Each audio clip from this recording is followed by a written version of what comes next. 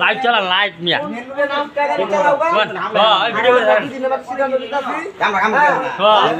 সব আমলে গেল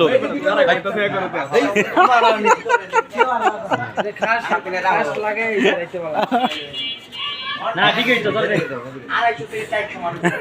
গুতান্য লোক আছে হ্যাঁ বেজে লোকের ছবিটা হ্যাঁ কম কম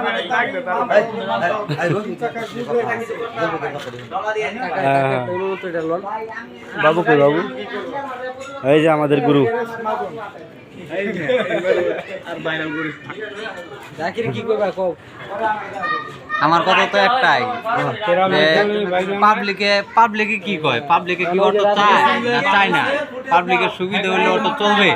আর যদি পাবলিকে কয় যে না অটো চলবে না তাহলে অটো চলবে না